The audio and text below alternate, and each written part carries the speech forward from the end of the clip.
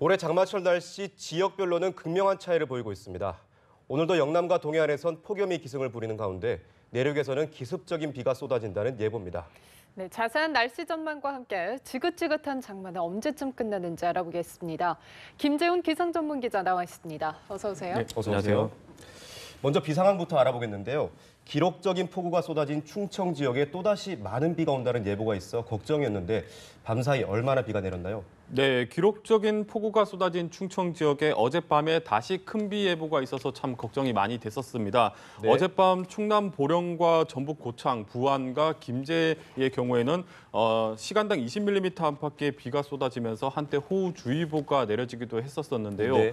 다행히도 비구름이 서해안에만 좀 강하게 내렸고 내륙에서는 강하게 발달을 하지 않으면서 내륙에서는 그래도 산발적인 비만 내렸습니다. 가장 비가 많이 내린 지역이 전북 고창으로 48mm를 기록을 했습니다. 네. 다행히 큰 고비는 넘겼는데 문제는 이번 주 후반에 다시 장맛비 예보가 들어 있습니다. 네. 특히 비 피해가 심했던 충청과 경기도에선 다시 한번 집중호우가 쏟아질 가능성이 여전히 남아 있습니다. 따라서 비가 내리지 않는 동안에 무엇보다도 대비를 좀 잘할 필요가 있는데 네. 같은 양의 비가 내리더라도 이제는 워낙 많은 장맛비가 내린 상태이기 때문에 지반이 약해져 있을 대로 약해져 있습니다. 따라서 앞으로 지난번 같은 집중호우가 발생을 하게 된다면 네. 산사태나 축대 붕괴 같은 대형 사고로도 이어질 수가 있기 때문에 정말 조심을 해야 되겠고 또 지난 폭우로 뭐 피해가 엄청난 피해도 발생을 하게 했었지만 네.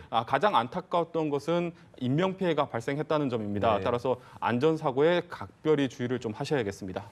예, 현재 충청 지역은 물난리를 겪고 있는데 한편 영남 지방에서는 폭염이 기승입니다. 영남 지방은 오늘도 많이 덥다고요. 네, 한쪽에서는 폭우가 쏟아지고 있는데 영남 지방은 폭염이 연일 기승을 부리고 있습니다. 네. 특히 영남 내륙과 또 동해안 지방은 폭염 경보가 내려져 있고 비가 소강 상태를 보이고 있는 그밖에 남부 내륙으로도 폭염특보가 점차 확대가 되고 있습니다. 네. 오늘도 영남 지역이 가장 뜨겁게 달아오르겠습니다.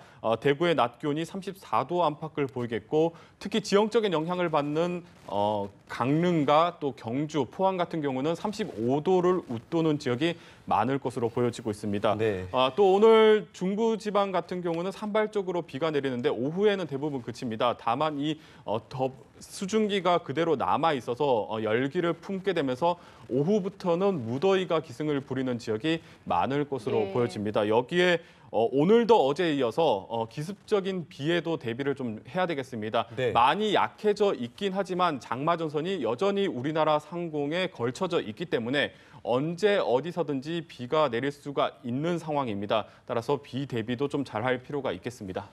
네, 우리가 며칠 동안 대담을 통해 말씀하신 대로 올해 장맛비는 유독 중부지방에 집중됐었거든요. 반대로 영남지방은 장마철 내내 폭염이 기승을 부리고 있고요. 이런 현상이 왜 발생하는 건가요?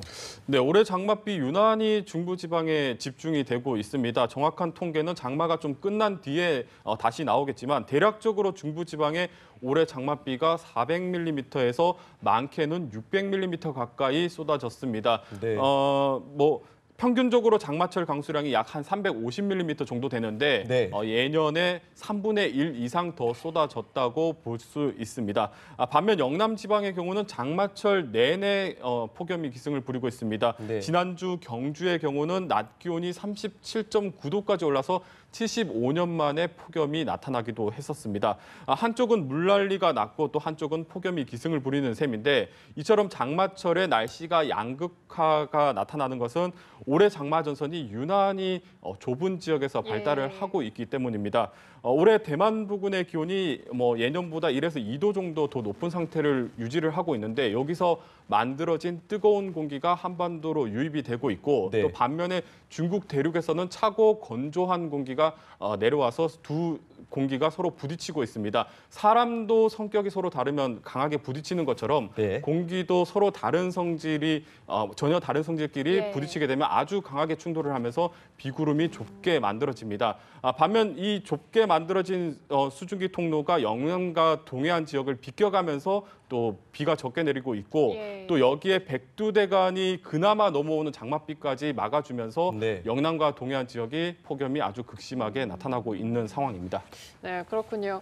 이제 본격적인 휴가철이기도 하죠. 뭐 장마가 언제쯤 끝나는지 궁금해하시는 분들이 많을 텐데 올해 장마 언제쯤 끝날까요?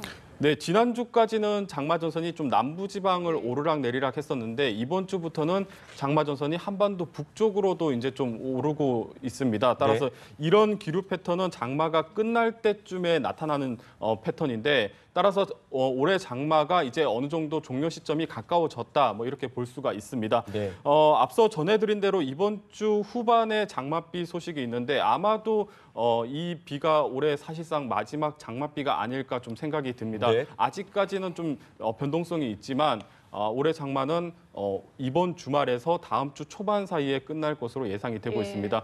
통계적으로 봤을 때도 평년의 장마가 이달 23일에서 24일쯤에 끝났는데 예년하고 비슷하게 장마가 끝난다고 생각을 하시면 될 것 같고 한편으로는 장마가 끝난다는 것은 또 그만큼 무더위가 시작이 됩니다. 따라서 다음 주부터는 본격적인 찜통더위가 시작을 한다고 생각을 하시면 될 것 같습니다. 네, 말씀해 주신 대로 겁나기도 하는데 다음 주부터 무더위 또 열대야가 기승을 부릴 텐데요. 그 대처 방법에는 어떤 것들이 있을까요? 네, 아무래도 폭염 피해를 가장 줄일 수 있는 방법은 가장 뜨거운 시간대에 야외 활동을 하지 않는 게 중요합니다. 네. 대부분의 온열 질환자가 정오에서 오후 6시 사이에 집중적으로 발생을 하기 때문에 이 시간대에는 야외 활동을 되도록이면 피하고 실내에서 머무는 게 좋겠습니다. 부득이하게 야외 활동을 할 경우에는 통풍이 잘 되는 옷을 입어야 되겠고 네. 또 무엇보다 중요한 것은 규칙적으로 충분한 휴식 시간을 갖는 게 중요합니다.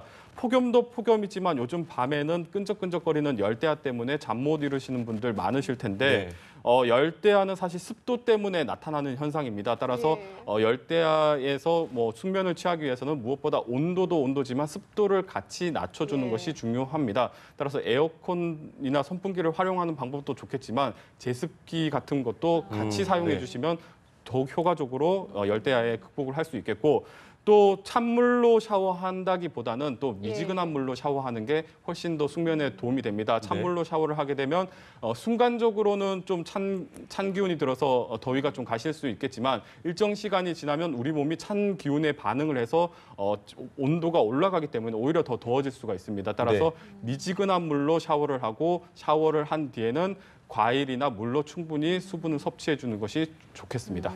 예, 저도 오늘 제습기를 틀어놓고 자야겠네요.